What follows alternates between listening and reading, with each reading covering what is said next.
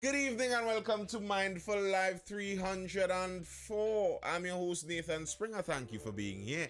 It is the 6th of November. Yes, the 6th of the 11th in the year 2023. The year 2023 is coming to an end, and I'm your host Nathan Springer. As I said, make sure you hit that like button, double tap the screen over there on TikTok if you're wondering how to like the video over there. I'm streaming live on Instagram, on TikTok, and on YouTube. You could head over to YouTube. You don't have to go over now if you're looking at it on TikTok or Instagram, but at some point in time in the future.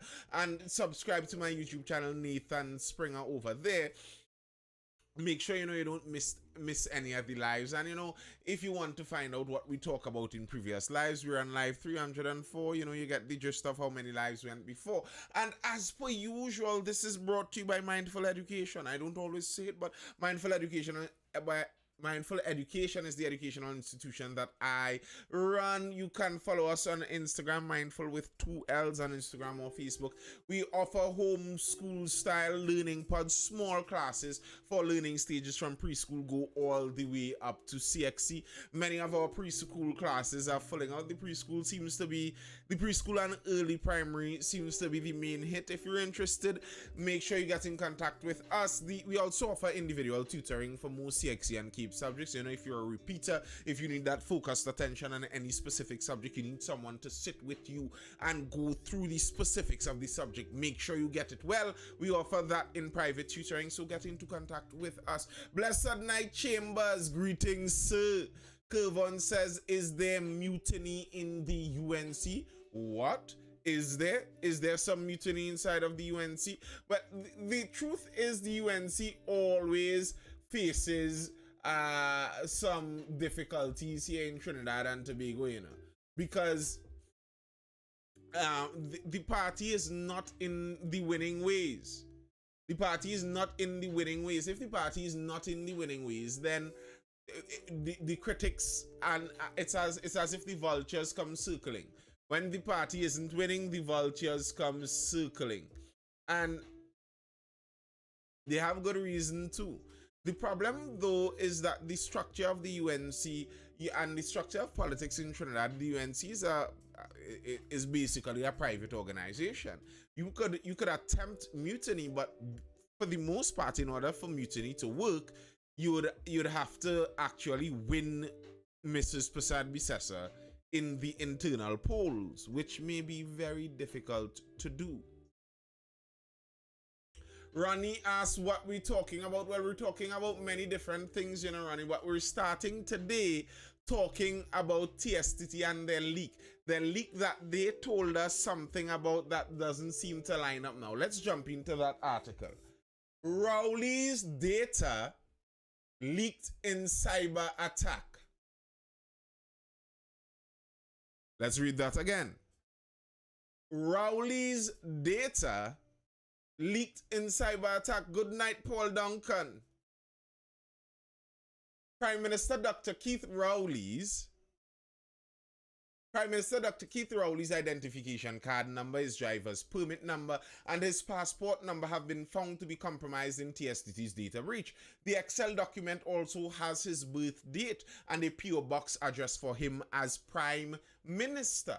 Guardian Media obtained a copy of the 6 gigabytes of data from TSTT, which was uploaded to the dark web following a cyber attack on the company on October 9th, and was able to verify this. The data bundle includes scans, a list of names and credentials.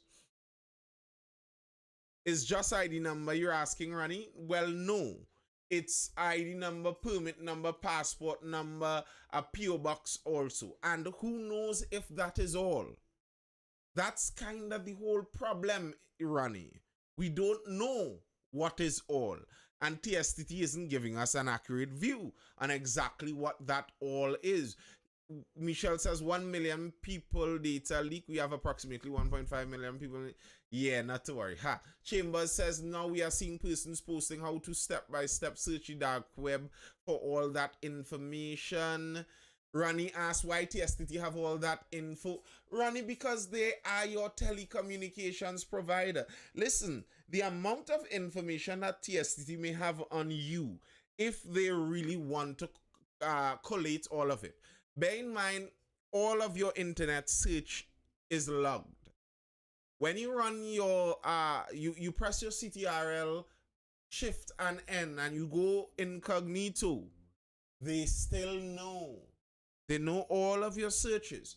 Bear in mind, if your internet service provider is so inclined, basically every bit of information that leaves your modem, they could have access to. That may include sensitive information. Then also bear in mind, TSTT has been this, or had been, the sole telecommunications provider in Trinidad and Tobago for decades. They may have private and personal information on people that you don't even know you gave to TSTT, or your grandparents gave to TSTT since the 80s.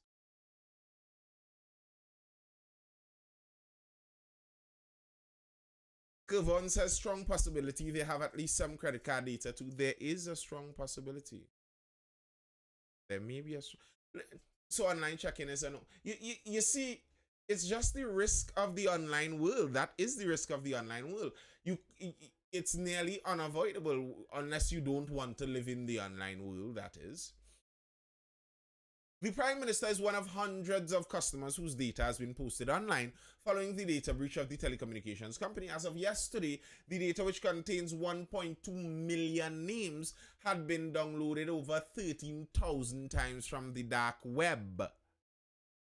Yikes.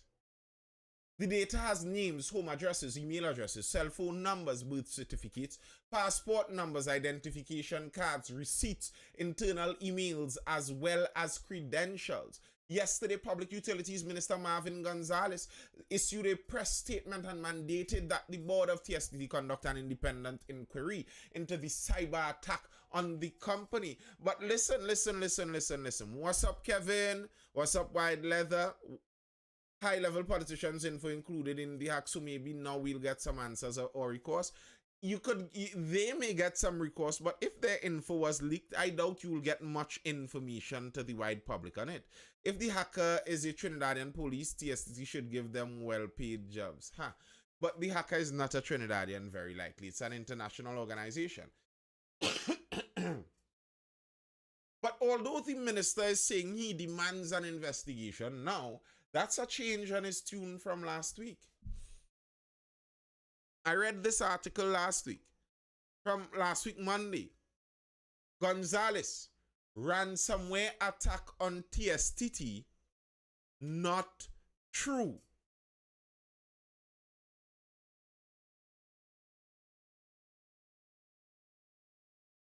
Could this be political? I doubt it. It's an international company.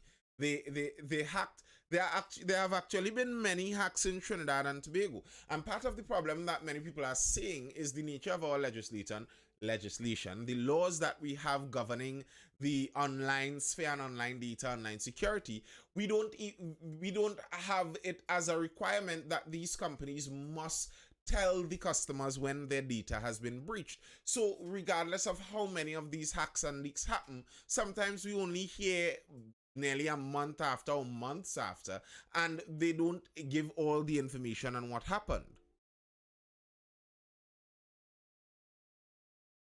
It's the same people who practice the bomb threat in the schools? I doubt it. But yeah, Marvin Gonzalez last week, the minister in charge of this company, said that this never happened.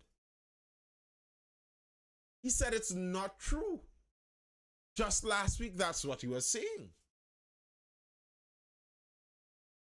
And just last week, TSTT went back on him saying it's not true. They confirmed that it did happen last week. There was a confirmation that yes. Actually, there was a data leak. There was a data breach inside of our service.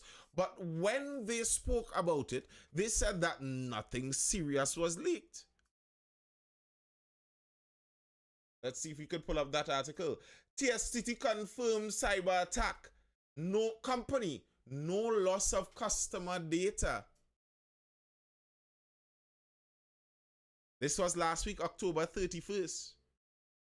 TSTT was telling the general public that there is no loss of customer data.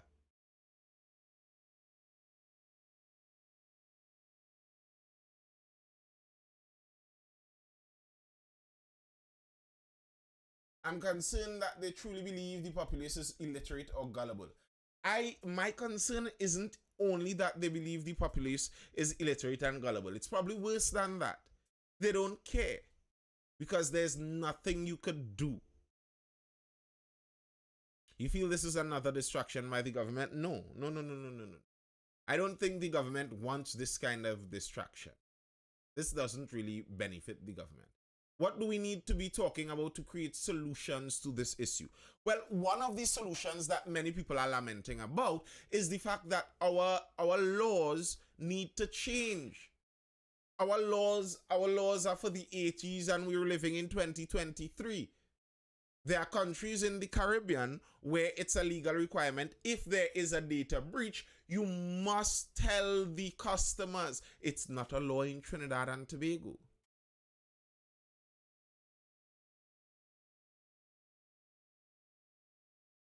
So that's where part of it needs to go.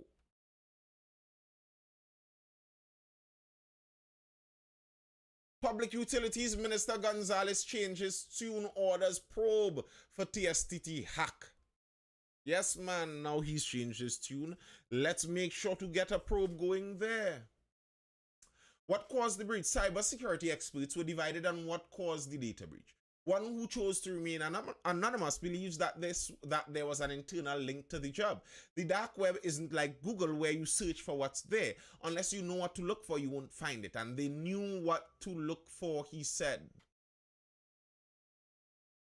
Another consultant said that there is no ransom countdown timer existed for TSTT, and all the information was readily available on Ransom X's page on the dark web.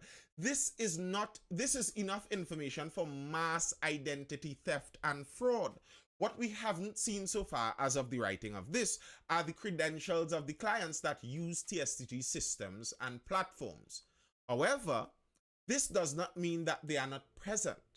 We did, however, see dumps of what seemed to be an Oracle database with customer information, full names, full addresses, contact numbers, notes on accounts, areas, and much more. Bear in mind, there are some companies that use TSTT for database work, online databasing. There are some companies whose email addresses are basically on a TSTT server.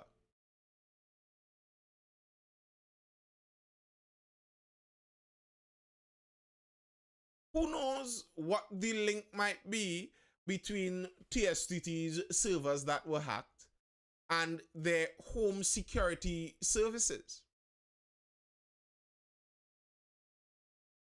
Remember, Blink Vigilance is the name?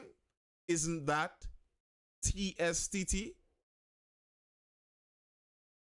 Is anything to do with that linked to anything to do with the leak? And would we even know?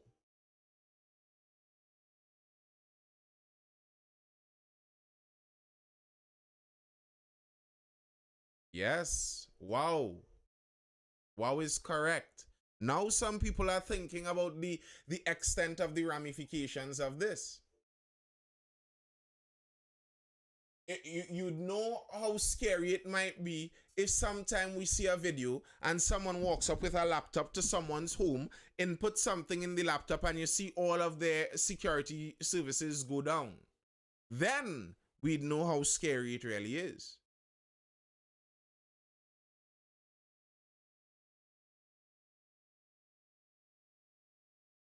The security expert went on saying the source code seems to be code for some of the internal applications of TSTT, including billing applications, scripts that performed automated tasks.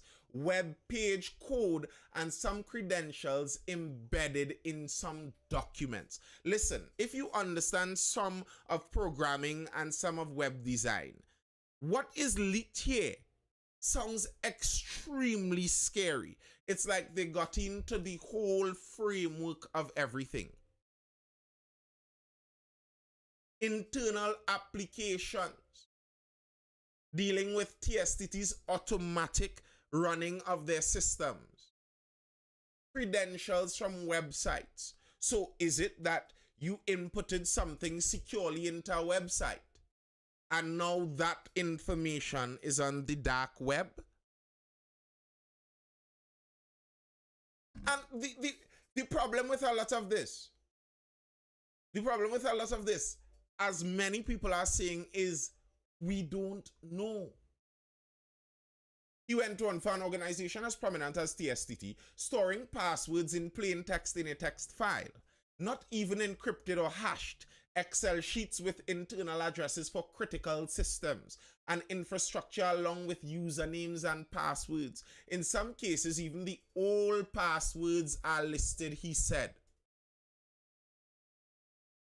Until a full investigation is completed, we can only speculate using historical trends of the ransomware gangs, which in this case points to someone receiving an email and opening it as an attachment. And that's how many of the times they get in. Many of the times that's how they get in. They send an email to someone who has access to the secure server, and this someone is ignorant, and they open that email with the attachment, and just like that they get in and pull the information out. So it doesn't necessarily have to be some kind of overly dastardly something with an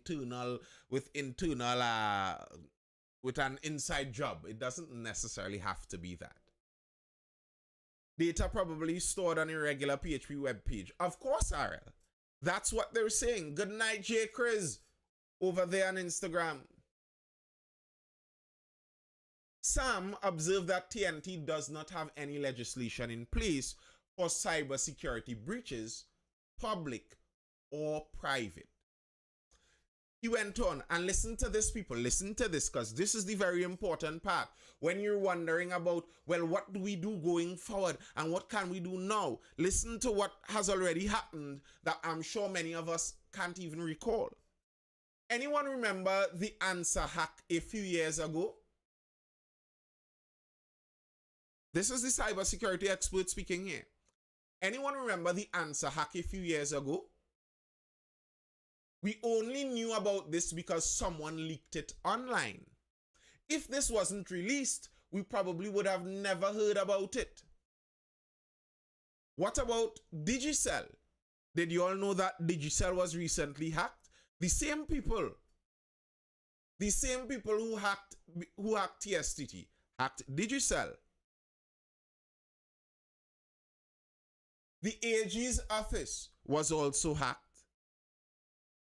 The Ministry of Legal Affairs was also hacked. No one is talking about the breach at the SWRHA and all the others that we won't ever hear about. I remember that answer hack, and I remember talk about the Ministry of Legal Affairs and the Ministry of the Attorney General were hacked. I remember those things. I don't think it's as simple as political mischief. It's not as simple as political mischief. Now, political mischief could benefit from this, but there are hackers and ransomware hackers all around the place. They're always targeting people. Anyone who has their backdoor open in the cyberspace, they're targeting them. It's not like UNC has a team of hackers trying to take down the nation or PNM per se.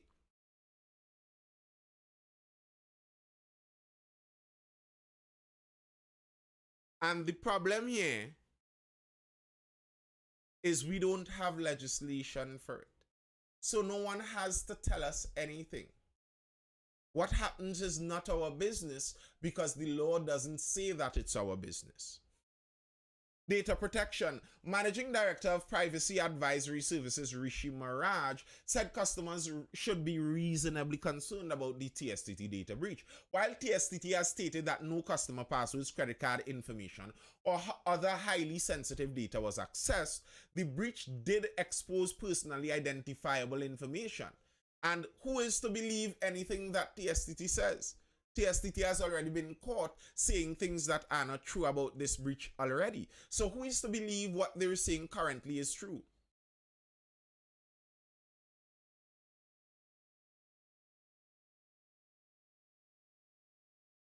Now, Michelle, that to me is the main question. In 2023, no cybersecurity laws. Is this by design so as to keep the public in the dark?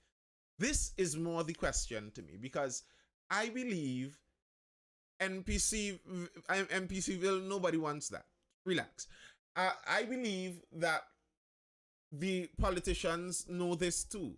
Just as I could read the news, just as all of us can see that we are missing legislation here, I believe the politicians would know that too. So the fact that we continue to be missing this legislation, at some point in time, you have to ask yourself, is this purposeful?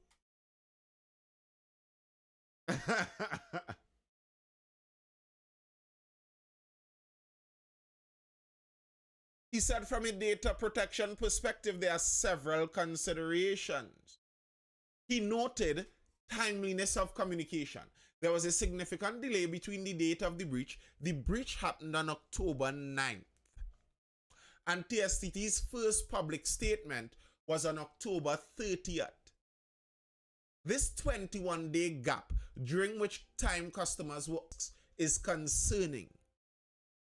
So the breach happened on October 9th. TSTT didn't release a public statement until a news article started speaking about it. Then they released their public statement, and their public statement was untrue. They said no personal data was leaked, and then big and bold on Monday morning we find out that Dr. Rowley himself business out on the internet in broad daylight. So they waited 21 days to release an untrue statement on the leak. Where's the Ministry of Digitalization? Very good question, Positive Radiation. Very good question. That Ministry of Digital Transformation, don't they have any input in the legislation? Why all of a sudden they released the info? Well, they released the info because an investigative technology reporter wrote an op-ed about it, I think last week Sunday. And after he wrote about it, because he saw it on the dark web, he saw that one of the ransomware companies had TSTT's name as one of the companies they hacked. He wrote about it, and then TSTT released a statement. So they didn't release a statement out of the goodness of their heart. They released a statement after the news was leaked and an article was written about it. Accuracy of information. Initial statements from TSTT and the Public Utilities Minister suggested that customer data was not compromised. However, subsequent revelations prove this to be inaccurate. Such discrepancies can erode public trust. Response to threats. The note from the Phrase 777 name and shame website suggests that TSTT was warned about the consequences of non-compliance before the data release. If true, this raises questions about TSTT's decision-making process and its prioritization of customer data security. So basically what they're saying here, there's a public affairs, as it were, user and website online, and they released information showing that TSTT was actually warned previously. Before the data was released on the dark web, they were warned that we have your data. These people are ransomware agents. What ransomware is, the idea for this ransomware is I grab your information and I hold it for ransom. If you pay me, I don't release it. The idea here is that TSTT was warned, and very likely they were told to pay and they said no. Now maybe TSTT is big and bad out there, and they say they don't negotiate with terrorists, and maybe that's what they think. But that says something about how they deem the worth of your information. TSTT broke? Well, yes and no. TSTT is as broke as all state companies are. All state companies are broke, but not broke at the same time. If they need, they will find the money.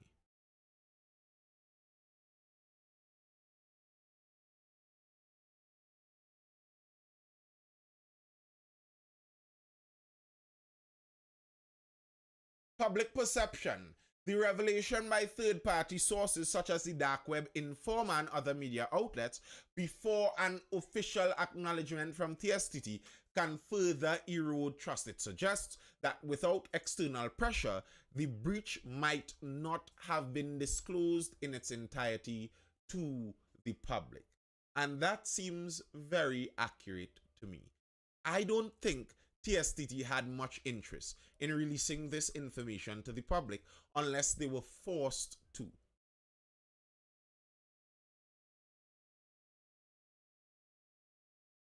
And that's the situation we are in Trinidad.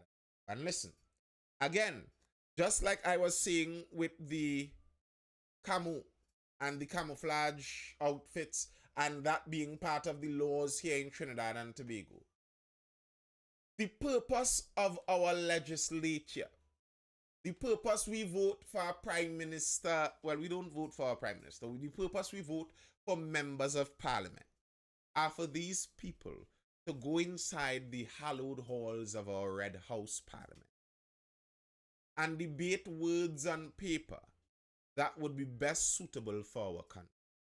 That's these people's jobs. That's what they are paid for. That's what we vote for them for. And yet what are we getting? Just now, positive. Just now, I have just a few more to go through. What are we getting in return for this? The simplest parts of their job. Like, you're all about the world giving grand speeches. Hear what? Do not go to any UN meetings. Do not go to Canada. Do not go anywhere. Go in the parliament, make a law to make cybersecurity a reality in Trinidad and Tobago. Then make a law to do away with this camouflage clothing nonsense in Trinidad and Tobago. Start with the basic, sensible things on our law books and do your job, for goodness sakes. That's all. It's not that fancy.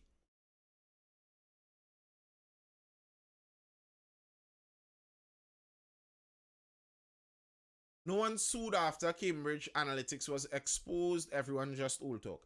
I don't know if there was anything that could have been sued for Cambridge Analytica, just by the way. Who would have sued and what would they have sued for? When was the last time a politician did their job in Trinidad and Tobago? Good question. Probably when A&R Robinson decided to actually try and decrease the public service. That was the last time a politician did their job seriously in Trinidad and Tobago, in 1990.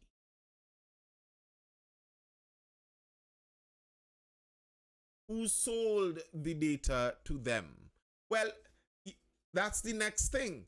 Again, selling the data wasn't illegal. Asking politicians to do something sensible is like cussing them. You and the public service. It just made me feel good to be Tobagonian. Yeah, man. For good reason. That's the job of a politician. All the fancy talk, all the kissing babies, they could do none of that. Go in parliament, get sensible laws passed, and get nonsense laws struck down. Simple, straightforward like that. That's all it. Sensible laws passed, nonsense laws struck down. But people agree to give their data every day, though yes, that's true. That's true. People agree to give up their data, but not all of it is in agreement. Some is stolen also. Here's this interesting story I read here. Very interesting story.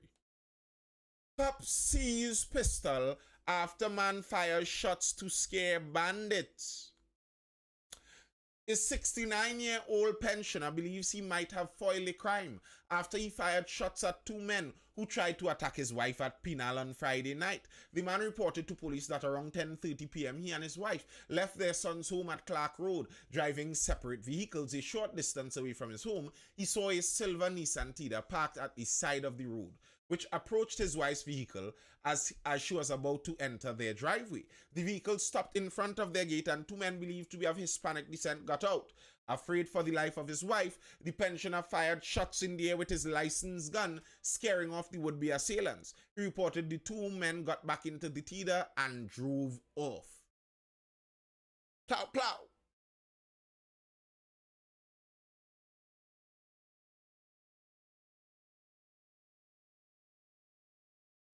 The man reported the matter to the Penal police, and WPC Bridgelal took possession of his Glock pistol and 20 rounds of 9mm ammunition. He was told the police will keep the pistol pending further inquiries.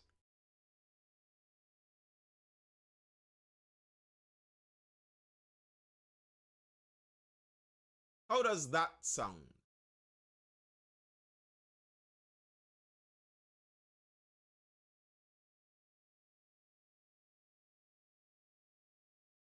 And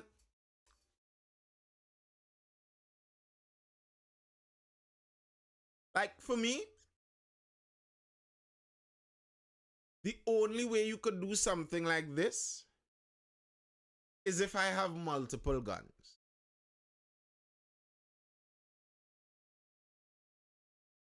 Says that's basic police procedure. Yes, I understand that. But to me, here's the problem with that basic police procedure. That basic police procedure is supposed to last a couple hours. If you take the man's weapon, no, not because of the validity of his FUL. Pending inquiries, they have to investigate the whole matter. But anyone who knows police investigations, they know how long these investigations last. If the weapon has to be seized until the investigation is finished, how long is that going to take? And therein is the problem, Mr. Well, if he is friends with the ACP, he probably get it back already.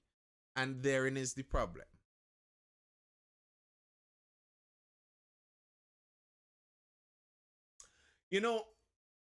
When you see this, what this is telling someone is if an incident like this happens and you only have one legal firearm, you can't afford to give up your firearm, and you don't have connections to get it back quickly, you don't report it.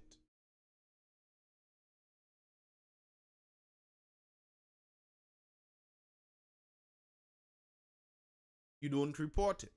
That's what you're encouraging people. If it was an illegal firearm and he did the same thing and didn't report anything, he would have still had his protection. And I understand that it's police procedure. You have to investigate the whole thing, but something has, something has to click when you look at a situation like that.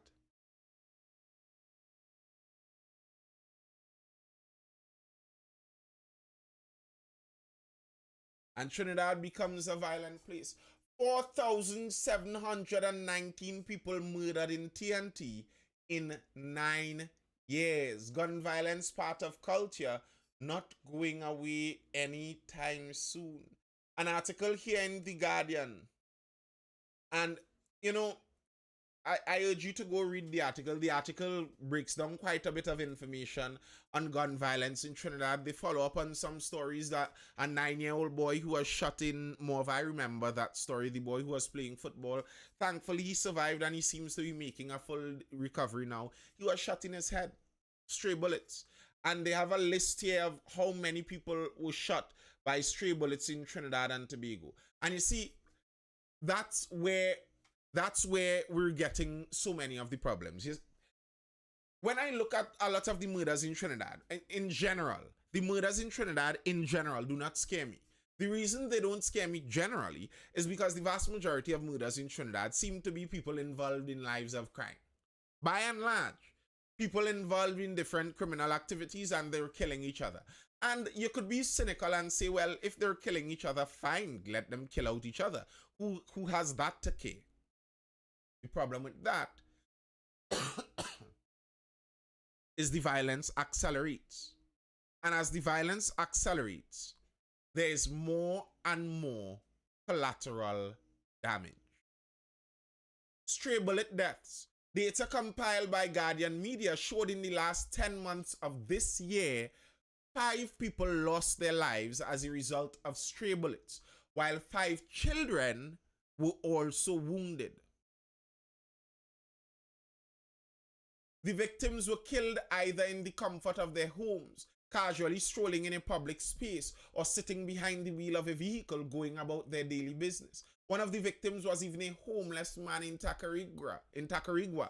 Most of the children picked up a stray bullet while merrily playing in their yards or watching television. One killing that shocked the country in April of this year was 35-year-old Cornelia Saunders, an employee of Cipriani Labour College. Saunders' life was cut short when gunmen opened fire at a couple on Daniel Trace, Malabar, a stone's throw from where she lived. One of the bullets pierced Saunders' bedroom window, shattered the glass, ripped a metal-covered door, and struck her neck.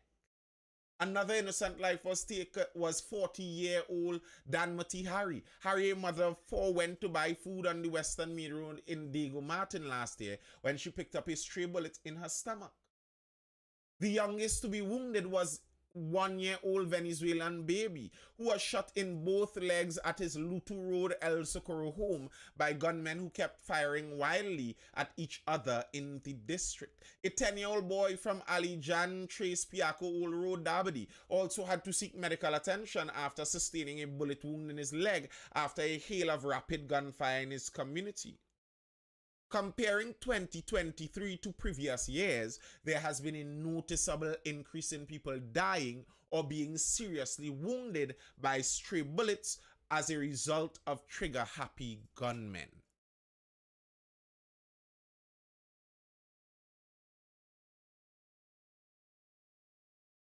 That's telling. That tells a story. It says that many of the shooters now are more reckless. 1, they are more reckless. 2, they seem to obviously have more guns and more ammunition than they once did.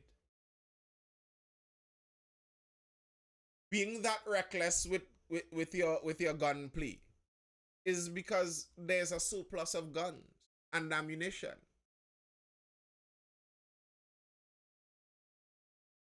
Illegal entry into the country, the importation of illegal guns, goes as far back as July 27, 1990 with the coup, and you all who know the history of that would know how and when those guns came in. More than the commission that investigated how the guns came in back in 1990. They investigated how the guns came in 1990 through a commission. The commission also recommended that a special independent anti-corruption unit be established with the Customs and Excise Division to identify corrupt activities and rogue elements within the department. More than 3 decades later, it was revealed before a December 2022 Joint Select Committee that no scanners were operational at the Port of Spain, and that 3 officers were tasked to manually inspect thousands of freight containers that enter this country. Of the 23,000 containers that come into the country bearing merchandise last year, 19,000 had breezed through customs and law enforcement without checks for weapons and other illegal items because of the non-functioning scanners.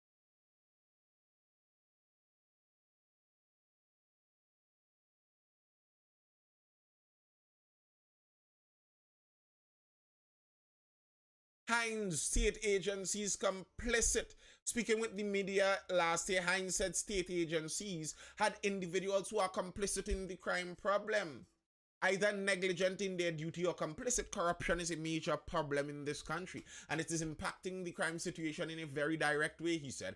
I think the government's policy placed border security at the highest priority. Former Commissioner of Police Gary Griffith said addressing the importation of guns was a simple one: fixing customs and excise.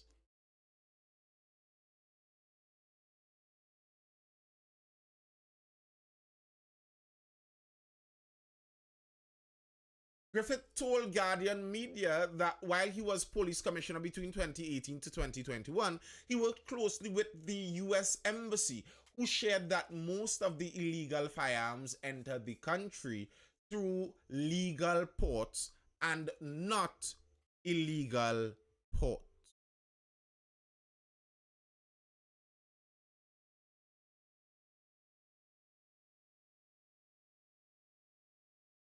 And this is what I spoke about previously. The majority of the guns and ammunition, the babies being shot all about the place, the innocent people being murdered inside their homes by stray bullets. The cause of that? Legal ports of entry. And here's the thing.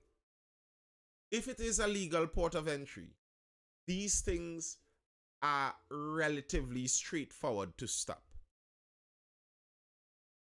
If it is a legal port of entry, if someone is truly interested, they would be able to go through and evaluate and very likely point a finger at the culprit who is allowing this to happen.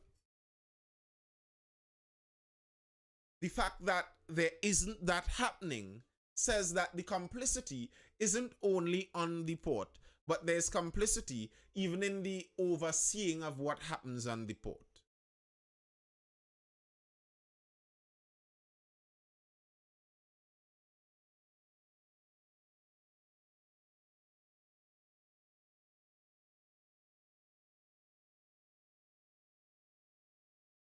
The police have identified 156 illegal ports in Trinidad and 27 in Tobago, with 3 legal ports in Tobago and 38 in Trinidad. That's where the guns are coming in. That's why we have gun problems here. And how are we going to solve that? When here's another article. And I don't like the framing of this article. I'm going to say it from the jump. I don't like the framing of this article. Girl had sex with cops. 16-year-old forced into prostitution by fugitive. Can anybody tell me what is wrong with the framing of that article? Can a 16-year-old forced into prostitution have sex with anyone? There is a word for that.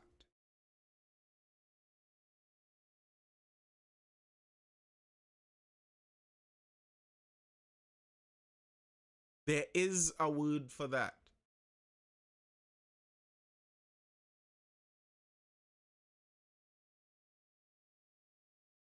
Police officers were among the men who engaged in sexual exploitation of a trafficked 16-year-old girl over several months between 2014 and 2015. This was disclosed during the course of a criminal trial against 38-year-old Anthony Michael Smith, who was found guilty on Thursday by a 9-member jury on 5 charges of human trafficking and child prostitution. And this is the man who was on his electric monitor, his ankle monitor. And he cut his ankle monitor and escaped. You know, the police were monitoring him. They got an alarm that the monitor was being tampered with. But by the time they got there, oh shoot, they just couldn't get him in time.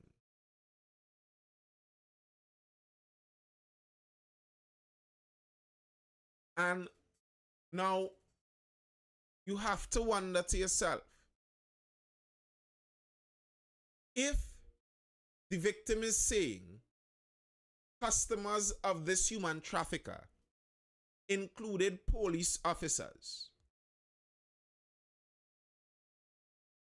might it not be that there would be police officers with a vested interest in this man not going to prison?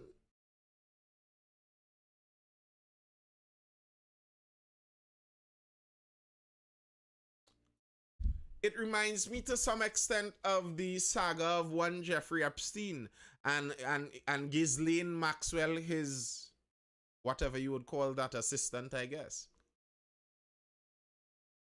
Many of the people in this kind of industry, they would purposefully encourage gifts of that sordid nature to senior members in politics and law enforcement. You see, you don't even have to know that this is a little underage child. If I could get you to engage in some kind of acts with this child, and then I have it recorded somewhere, I have you in my pocket. You have to bat in your crease when it comes to me for the rest of time. And if this man sold human beings to police officers here in Trinidad and Tobago, wouldn't these police officers possibly have interest in helping him escape? And then how can we reasonably expect the same police to go searching for him? And how is that a reasonable expectation? What's this guy's job or previous jobs? He was a bar owner, a businessman. He owned a bar in Tunapuna, I believe. Tunapuna Road, Tunapuna. Good evening, Scafty.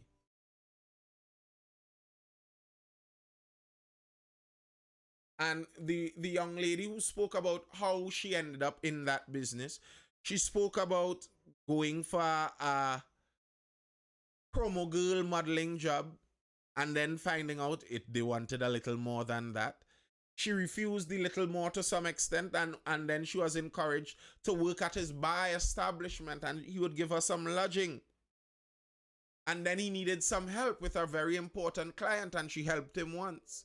And then she'd have to help him again and again and again and again and again and again. And these things happen. This is a reality in the country we live in. Who knows how many young ladies face that reality? Was she a local? No. I believe she was a Venezuelan national. And that's how he was caught. Because when she escaped, when he allowed her to leave, he kept her passport.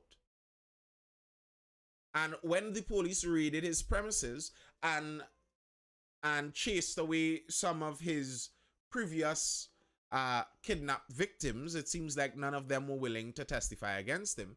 They found her passport, and through her passport, they were able to find her, and she was able to testify against him. So that bit of wickedness, keeping her passport, eventually is what led to his demise.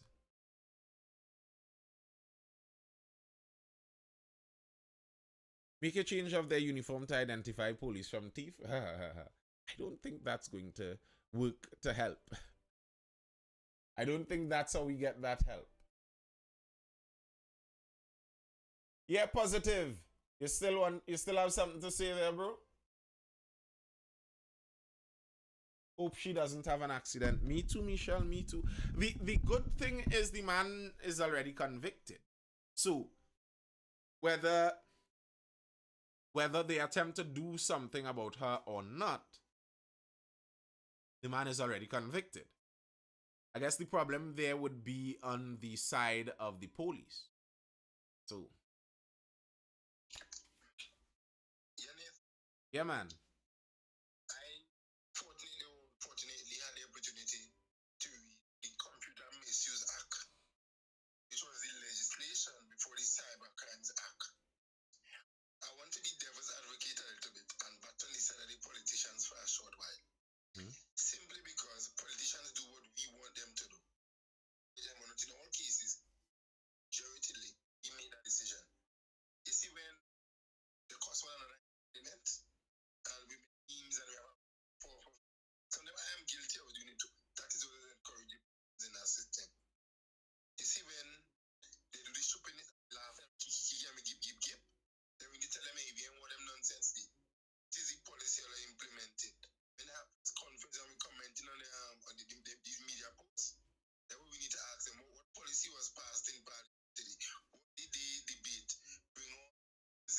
experience and break it down for we to understand and stop giving the fancy legalese and this term and that term and the LLB and all them things. Break it down for we to understand so we can make better decisions. Politicians thrive, population that research and taking or eating when they get them out.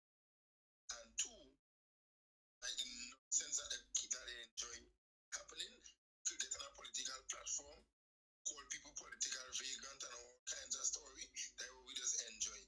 They're not presenting policies, they're not presenting procedures, they're not making the documents available for us to read and in some cases to understand and ask questions.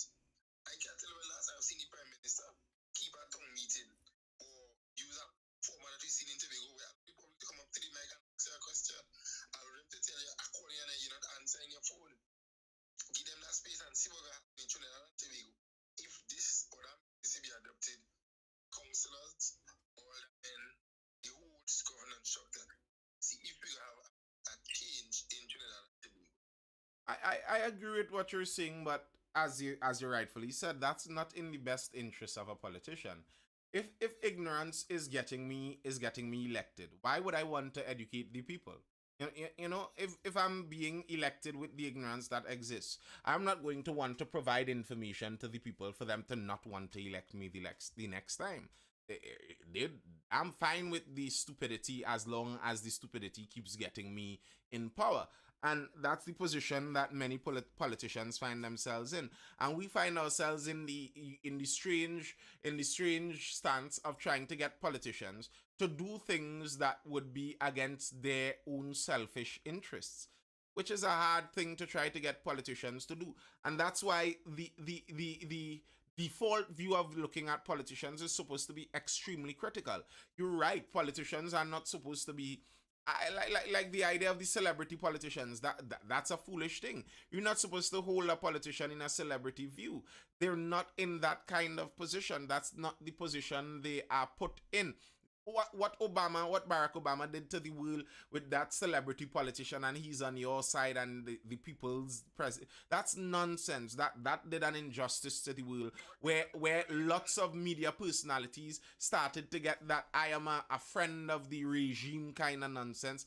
We don't want that. We don't want that. You want to treat politicians like public servants that you're demanding the best out of at every given chance.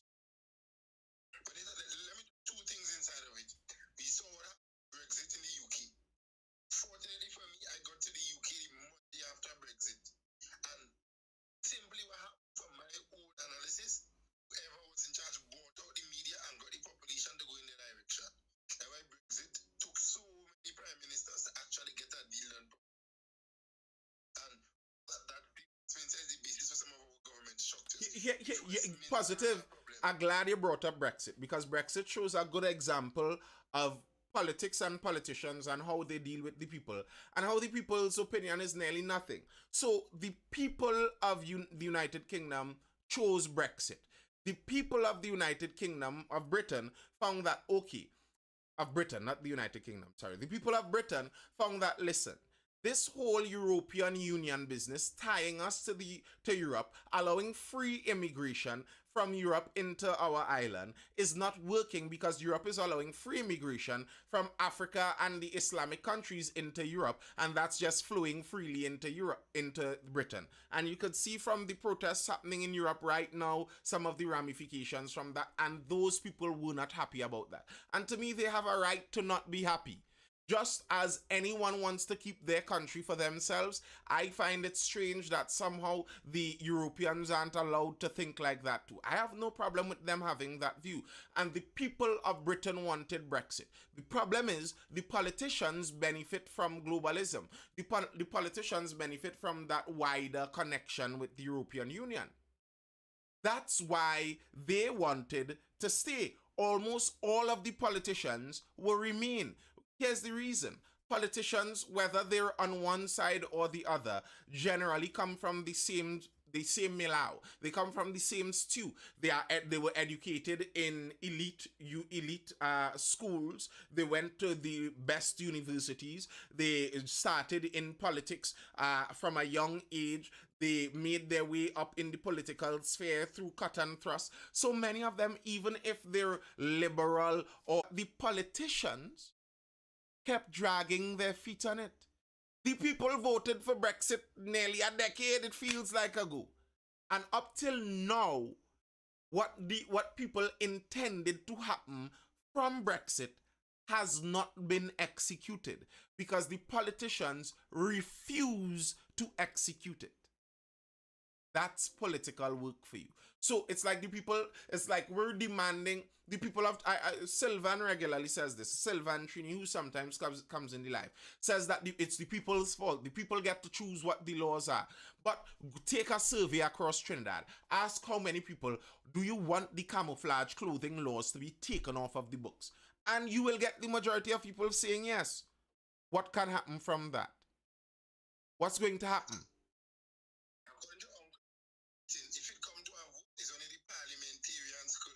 Exactly. And also to Nathan, I think our government's problem starts at the small level, meaning the class reps. It starts at the student council level in my view, and the reason being is I think the popular thing starts at that level. Elect your most popular classmate.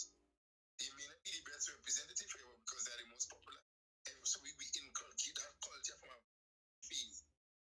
You see a pattern, even look at some of the UE, what's the word to use, but the Guild president. And look at the pattern that they would take.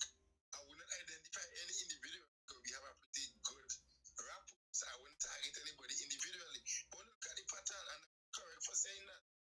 You're correct for saying that it usually follows a particular pattern. I want Mr. no degree, no doctorate, and people can say you're wrong for making that decision.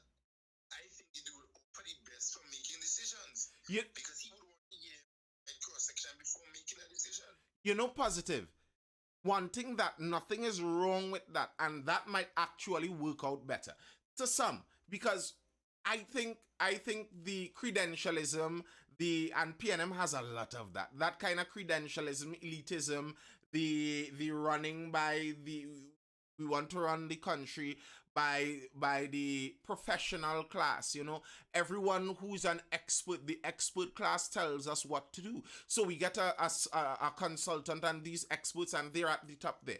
But the idea of governance, has the idea of democratic governance, is not that the person you elect has to be the brightest, but you trust their decision making.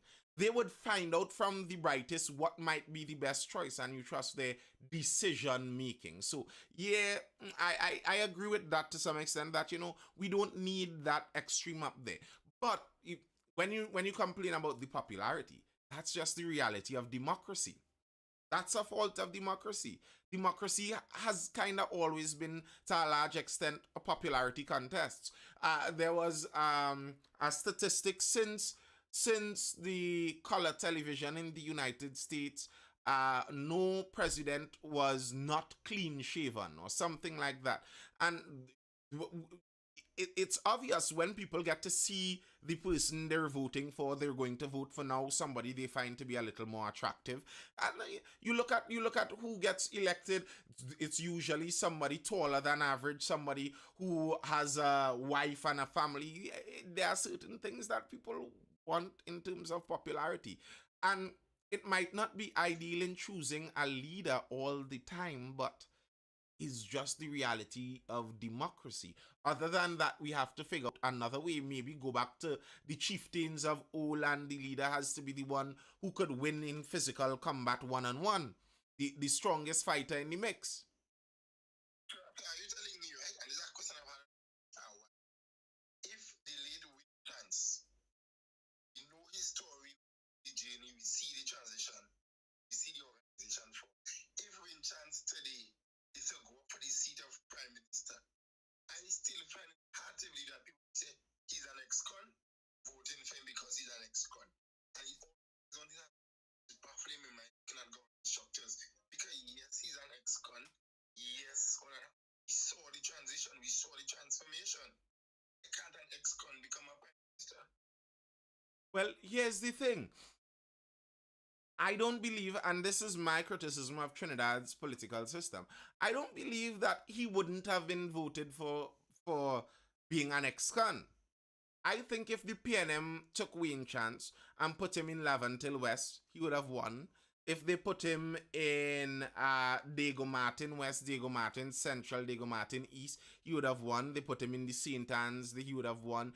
They put him in any one of their safe seats, he would have won. Same with the UNC. If the UNC took him and put him in Couva North or Couva South, he would have won. If they put him in Prince's Town or Penal Debe or Siparia or Oropouche, one of those, he would have won. It's not to do with his ex-conness. His ex-conness has nothing to do with it. It's the nature of our political system and the partisan nature of our political system. The late Bhagwan Singh would have made a better leader than both Kamla or Rowley. I might be leaning towards that.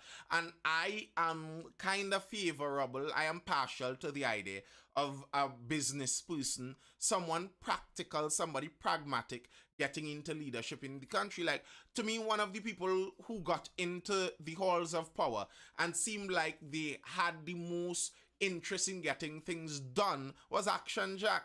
And I am not a particular Jack Warner fan, but if you look back on his legacy when he was in power, you see that you get the feeling this was a businessman. This man was trying to get problems, at least what he deemed to be problems, solved. While politicians try to get bureaucracy churning. They want to make sure that the paper is stamped and it's sent to this one, and we get our boy into this position and our girl into that position, and make sure that the population is happy about this, and make sure we have a communications blast and this and that. You don't get that business person pragmatism kind of feel. And so I could agree with you on the Bhagwan Singh thing. But yeah, the democracy is a popularity contest. That's the reality of how it was. Jack the only one to beat both PNM and UNC in Shugwan. Well, really and truly, he only beat UNC in Shugwan, because it was a UNC seat. But my view on that is that was a UNC internal election, and from the moment the UNC faithful recognized that Jack Warner was not coming back to the UNC, he couldn't win again. So with Wayne Chance, as I was telling you, the problem isn't the ex-con.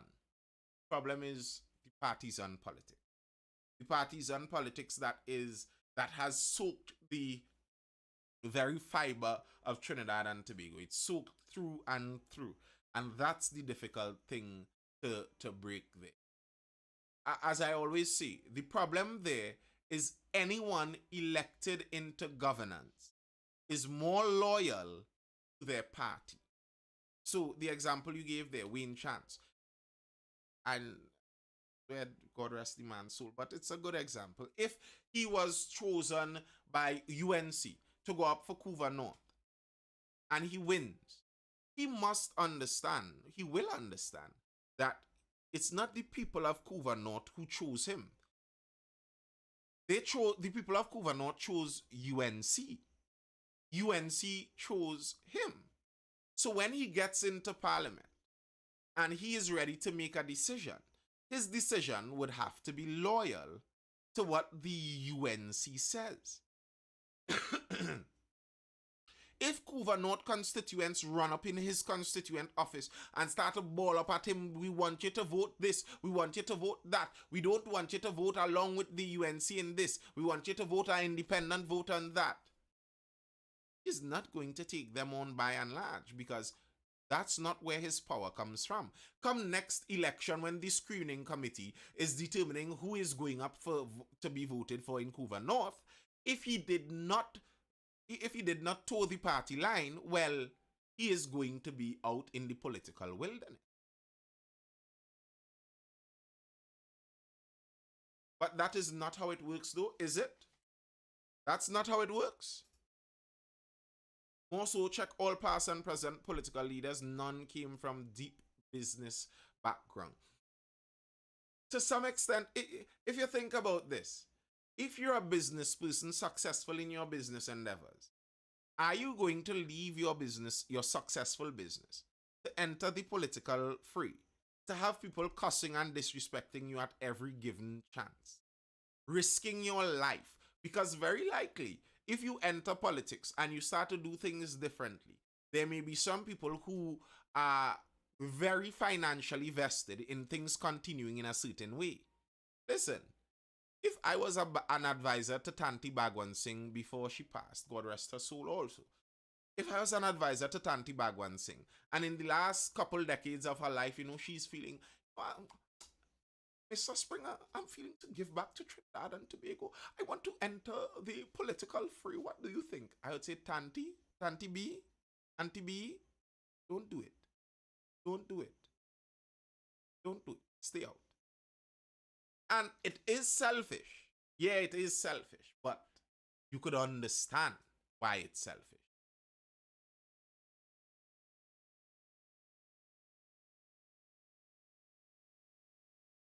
Yeah, I seen the guest request there, but I diving out just now. We'll talk more tomorrow. On a Monday, I have to work back in. And staying that long. So that's all I have for now, people. Any further comments or questions inside of the live? Money talks. Closing in the meantime. Mm-hmm. Yeah, but I think some of the population clearly understands what's happening. The politicians admit or say, but the population fully understands. And it makes sense to go against some of these systems because you go work against you. Say it's own selfish and hard. The stance of a lot of the population is really business once it will affect. Okay. And we see it in the voters, we see it in the voters. Imagine we have a data collection system in the country. If you have a data collection system, how can you make decisions based on data or data-driven decisions? How? Correct. System, and then it go even worse now because if we give you already the system, they will want to use a digital means, and then we don't see use a sepulchre for the hackers and them. So here's your practice ground and here's your playground. In a child could tell, they say, yeah, boy, you don't get the Caribbean, boy, don't get them Chinese, boy. Die, good, I'll get a certificate. Because nobody going to pursue it. And you know what I'm saying? I have no view that the hackers could possibly be from right in Trinidad. Could be persons living on the outside with Trinidad and training. Because we got a budget, and my biggest pet peeve was no investment was made into digital technology. We have a whole history, but we for the young people into programming, coding, even cybersecurity is a big topic. Seeing okay, instead of we spend, yes, we pushing skills and all that. Future electric vehicles. I was surprised. I didn't have from Mr. about investing in a for the repair of CNG vehicles or electric vehicles. Investment in that regard. You could have a program, UTT could have partner, solar vehicles. So I'm like thinking, are we still thinking back? So the investments in fields where the younger generation could learn skills that they would use in the future. Could you imagine if Trinidad have 10 technicians that could electric vehicles or solar driven vehicles? Just 10 alone. In the next 5 years, they'll have too much work on this. Yep. So give them the skills now, give them the time to practice the training, the teaching space. So next 10 years, you don't expect them to be making stupid errors and can't come back. Because they give them that time and that space to practice and to develop and to retrain. Thing is, we skills program, skill center, and they send them to learn same plumbing and come out after a while to diversify, give them skills where they will become independent, the politician. Good night, guys. Vote for me and I will set you free. Yeah, man, positive radiation. Appreciated. Appreciated. I am not aware of that, John. And the thing with the hackers being possibly local and all of that, I think something to keep in mind, and a problem some people have in looking at the things like this is some people have I think a wrong view of hacking, where they think all hacking or the majority of hacking is some person in a hoodie in a basement with numbers and code just flying across the screen, while really and truly the most hacking, the hardest part, or the most tricky part of hacking oftentimes is social engineering, figuring out what people will do, figuring out which email to send to get people to open it, to open an attachment. So like there was this one where they did a inception kind of hacking thing where they sent an email with a warning. No. They sent a spoof email first. They sent a spoof email first, and then after the spoof email, they sent a warning as if from the system administrator not to open the spoof email. But the warning email was the actual hack email. That's social engineering. So they send out two emails, one looking obviously fake, and then they send out like from system admin at local network. They send an email from that email. Please do not open any suspicious emails sent previously today. Open package in this email to see instructions. And you're thinking, well, I'm doing the right thing now, and I open the package in this email, and that's the virus or the Trojan horse or whatever that gets in. And that's oftentimes a lot of what hacking is. Sometimes you could actually go on the dark web and buy the program. The hackers themselves didn't even write the program or write the code for the program. They purchased the program somewhere and bought it, put it into an attachment file, and they just figure out the email to send and the company to send it to. Listen, this isn't a rare thing.